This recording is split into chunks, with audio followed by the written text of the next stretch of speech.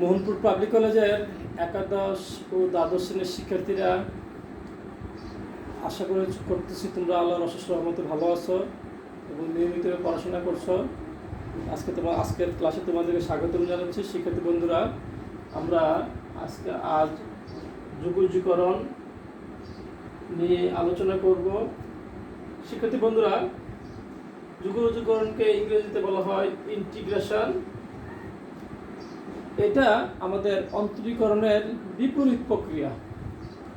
শিক্ষার্থী বন্ধুরা, সপ্তদশ শতাব্দীতে স্যার আইজ্যাক নিউটন এবং গডফ্রেড লিবনিজ পৃথকভাবে যুগোজ্জীকরণের মূলনীতি লিপিবদ্ধ করেন। শিক্ষার্থী বন্ধুরা, এই ধারণাটা আমরা এই ইন্টিগ্রেশন সমস্যাগুলিকে ইংরেজি শব্দ সামেশনের এস থেকে এই চিহ্নটা দ্বারা এটাকে ব্যবহার করব যুগোজ্জীকরণের জন্য। এটা হলো সামেশন। কিসের সামেশন? যদি আমরা কোনো একটা বক্ররেখা দ্বারা আবদ্ধ ক্ষেত্রকে ছোট ছোট অংশে বিভক্ত করি, করে একসাথে সমষ্টি নির্ণয় করে ক্ষেত্রফল নির্ণয় করি, সেই যে প্রক্রিয়াটা সেটাই হলো যুগোজ্জীকরণ। সেক্ষেত্রে বন্ধুরা, আবার বলছি, আমরা সাধারণত এই যে নিচের ক্লাসগুলিতে একটা ক্ষেত্রের আকার যখন বর্গাকার বা আয়তাকার বা ত্রিভুজাকার থাকে, সেগুলির ক্ষেত্রফল নির্ণয় করতে পারি। কিন্তু তুমি যদি এমন একটা স্পেস পেয়ে গেলা, মনে করো এরকম একটা বক্র একটা ক্ষেত্র পেয়ে গেলা, তাহলে এগুলো কিভাবে ক্ষেত্রফল নির্ণয় করবা? তাহলে আমরা এগুলিকে ছোট ছোট অংশে বিভক্ত করবো। শিক্ষার্থী বন্ধুরা, ছোট ছোট অংশে বিভক্ত করে প্রত্যেকটা অংশের ক্ষেত্রফল নির্ণয় করে যোগ করবো। এই যে প্রক্রিয়াটা, কোনো একটা বক্রাকার আবদ্ধ ক্ষেত্রকে ছোট ছোট অংশে বিভক্ত করে ক্ষেত্রফলগুলিকে যোগ করার প্রক্রিয়াটার মাধ্যমে ক্ষেত্রফল নির্ণয় করি, সেটাই হলো যুগোজ্জীকরণ। শিক্ষার্থী বন্ধুরা, আমরা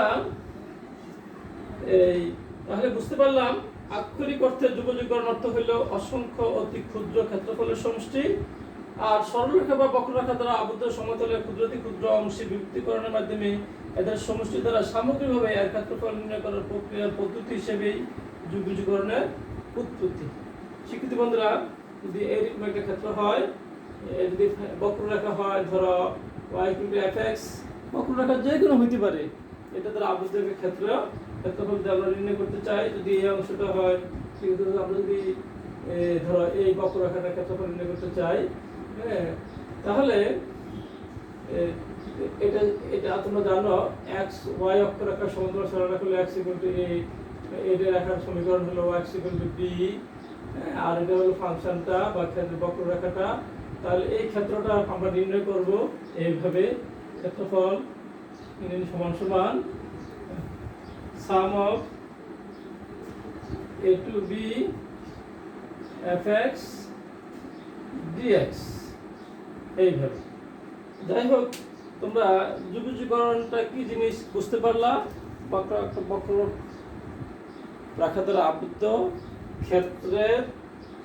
ক্ষেত্রকে ছোট ছোট ক্ষুদ্র অতি ক্ষুদ্র অংশে বিভক্ত করে ক্ষেত্রফলগুলিকে যোগ করে ক্ষেত্রফল নির্ণয় করার প্রক্রিয়াটা হল যুগোজ্জীকরণ। এটাকে ইংরেজিতে বলা হয় ইন্টিগ্রেশন, এবং এটাকে আমরা সামেশনের, যেহেতু আমাদের যোগ করতে হয় ক্ষেত্রফল নির্ণয় করার জন্য, সেই সামকে সংক্ষেপে আমরা এই চিহ্ন দ্বারা প্রকাশ করব। এটা নিশ্চয়ই তোমরা বুঝতে পারছো অনেকেই, এটা ডেফিনিট আর্ট ইন্টিগ্রাল। তার মানে এই ইন্টিগ্রেশনটা দুই ধরনের, একটা হলো নির্দিষ্ট আর একটা হলো অনির্দিষ্ট। শিক্ষার্থী বন্ধুরা, আমরা তোমাদের সাথে প্রথমে অনির্দিষ্ট যুগোজ্জীকরণ নিয়ে আলোচনা করব। আজকে প্রথম দিন আমরা সূত্রের সাথে তোমাদের পরিচয় করে দিব, তার পরবর্তী পর্যায়ে আমরা এই সূত্রগুলি ব্যবহার করব। শিক্ষার্থী বন্ধুরা, আমরা যেহেতু এটা আমাদের অনলাইন ক্লাস, সময়ের সীমাবদ্ধতা থাকা সত্ত্বেও আজকে একটা ছোট্ট একটা বিষয় তোমাদের সাথে আজকে এটা আলোচনা না করলে নয়। আমরা ইতিপূর্বে ddx x⁴n = n x⁴n - 1 শিখেছি, আর আজকে আমরা এক নম্বর যে সূত্রটা শিখব degree x to the power n dx equal to x to the power n plus 1 by n plus 1 plus c। শিক্ষার্থী বন্ধুরা, এই সিটা কেন প্রয়োজন হলো সেটাই আমি এখন তোমাদের সাথে আলোচনা করব। একটা ছোট্ট একটা উদাহরণ দিয়ে আমরা অঙ্কটা আলোচনা করতে চাই। শিক্ষার্থী বন্ধুরা, তোমরা একটি সমস্যা লক্ষ্য করো। ধরো y equal to x square, আরেকটা হলো y equal to x square plus 2। যদি আমরা এটাকে অন্তরীকরণ করি তাহলে আসবে dy dx সমান সমান d dx x স্কয়ার সমান সমান 2x। তাহলে আমরা এই 2x যদি শিক্ষার্থীরা, যেহেতু আমরা বলছি এই সমাকলনটা অন্তরীকরণের বিপরীত প্রক্রিয়া, নিশ্চয়ই তাহলে এটাকে যদি আমরা অন্তরীকরণ করি তাহলে নিশ্চয়ই এটা আমাদের পাওয়ার কথা।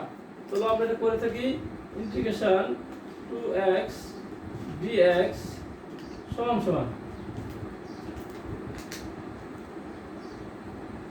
2 গুণ হিসেবে থাকবে x to the power dx, এটা যদি পাওয়ার 1 ধরি শিক্ষার্থীরা তাহলে 2 into x to the power 1 plus 1 by 1 plus 1 equal two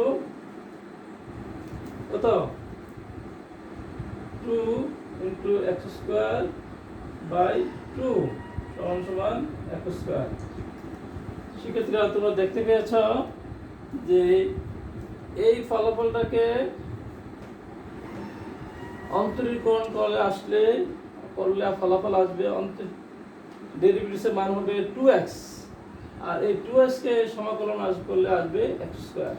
শিক্ষার্থী বন্ধুরা, এই ক্ষেত্রে আমরা দেখলাম এই সমাকলনটা অন্তরীকরণের বিপরীত প্রক্রিয়া।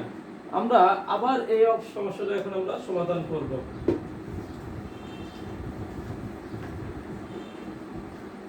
শিক্ষার্থীরা, এটাকে যদি আমরা এখানে লিখি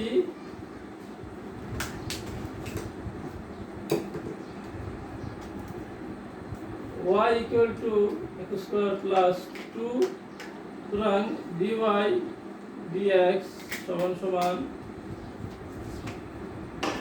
d dx x square plus 2 সমান, এটাকে ডিফারেন্সিয়েট হবে 2x আর এটা হবে 0 সমান সমান 2x। 2x কে যদি সমাকলন করি, একটু আগে আমরা করছিলাম, এটার ফলাফল আসছিল 2x dx সমান সমান 2x স্কয়ার বাই 2 সমান সমান x স্কয়ার। শিক্ষার্থী বন্ধুরা, আমরা যদি x স্কয়ার প্লাস 2 কে সমাকলন অন্তরীকরণ করি, এটার ফলাফল আসে 2x, আর 2x কে যদি আমরা সমাকলন করি সেটার ফলাফল আসবে x স্কয়ার। এটা আসে না। শিক্ষার্থী বন্ধুরা, আমরা তাকে দেখতেছি x স্কয়ার প্লাস 2 কে কাজ করতে গিয়ে এটা যে ফলাফল আসছিল, ডেরিভেটিভ আসছিল, ডেরিভেটিভকে যখন আমরা সমাকলন করছি আমরা এই আগের ফলাফলটা ফিরে পাই নাই, এখানে 2 নাই। তাহলে আমরা বুঝতে পারলাম যে এখানে সব সময় আমরা এটা পাবো না। সেই জন্য এই যে একটা বিশেষ, আমরা অনেক সময় আমরা যে অনেক এই যে শর্তের কারণে এই যে 2টা আসে নাই, সেই জন্য আমরা বুঝতে পারলাম এখানে কিছু একটা ঘাটতি রয়েছে। এই ঘাটতি পূরণের জন্য আমরা দেখব আমাদের এই যে n dx এর সূত্রটাতে আমাদের সূত্রটা এরকম লেখা আছে x to the power n plus 1 by n plus 1 plus c, একটা ধ্রুবক লেখা আছে। শিক্ষার্থী বন্ধুরা, এই ধ্রুবকটার এটা হলো সেই ধ্রুবক যেখানে এই অঙ্কে c এর মান হবে 2। শিক্ষার্থী বন্ধুরা, আমরা এই জন্য সমাকলনে একটি ধ্রুবক c ব্যবহার করব, কারণ এই c ছাড়া আমরা অনেক সময় আগের ফলাফলটা ফিরে পাবো না। তাহলে তোমরা একটা স্পষ্ট, আমরা কেন c এটা একটা ধ্রুবক ব্যবহার করব শিক্ষার্থী বন্ধুরা তোমরা বুঝতে পেরেছ।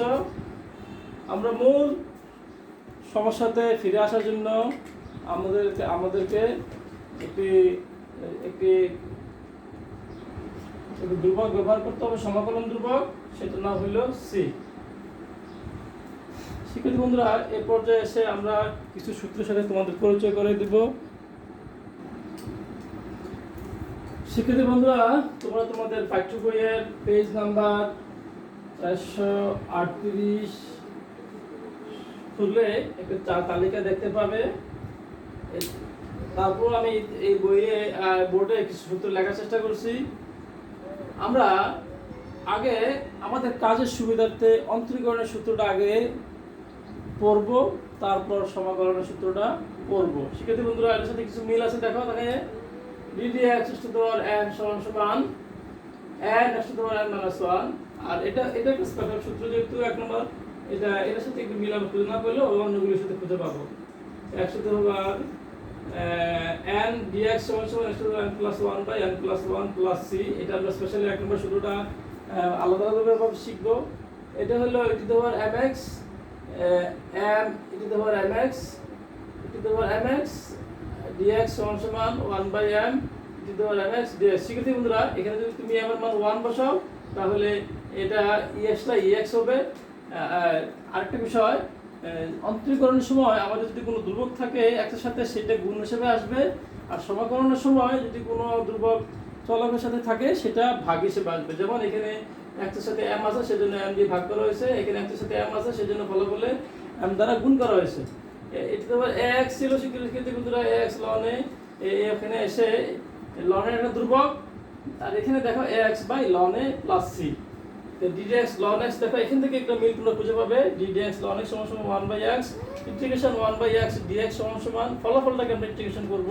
সবগুলো সমান করলে দেখো এই 1/x dx সমান এই ln x টাকে ফিরে পাবো, ln x। এই sin x টা cos x কে আমরা ইন্টিগ্রেশন করলে পাবো sin x। আর sin x ddx cos x হলো -sin x, তাই এই জন্য sin x কে ইন্টিগ্রেশন করলে পাবো -cos x। tan x করলে sec স্কয়ার করলে tan x। শিক্ষার্থী বন্ধুরা, আবারও বলতেছি, এই প্রক্রিয়াটা হলো সমাকলনের অন্তরীকরণের বিপরীত প্রক্রিয়া, সমাকলন প্রক্রিয়া। আর যেহেতু সবসময় আমরা সমাকলন থেকে মূল অঙ্কটাতে ফিরে আসতে পারি না, সেজন্য শর্ত সাপেক্ষে বিভিন্ন কারণে, সেজন্য আমরা এই জন্য ধ্রুবক সি ফলাফলে যোগ করব। আমরা অবশ্যই এই ধ্রুবক সি এর কথা শিক্ষার্থী বন্ধুরা সবসময় ব্যবহার করব সমাকলনে। আর এই অংশগুলি সূত্রটা আগে পড়ে নিব, এই ফলাফলটাকে সমাকলন করলে তুমি এই অন্তরীকরণের এই ফলাফলটা পেয়ে যাবে। আশা করতেছি তোমরা বাসায় এটার ব্যাপারে বেশ সময় দিবে, সকাল বিকাল কয়েকবার করে পড়বে। এরপর আমরা ব্যবহারিক কিছু কাজ করব। কাজ করলে তোমরা আরও এই প্রক্রিয়াটার সাথে তোমরা আরও পরিচিত হতে পারবে। আমাদের সমস্যাগুলি কীভাবে সমাধান করতে হয় সেগুলো আমরা ধীরে ধীরে দেখব। শিক্ষার্থী বন্ধুরা, আজকের ক্লাসটা এই পর্যন্তই। আল্লাহ হাফেজ।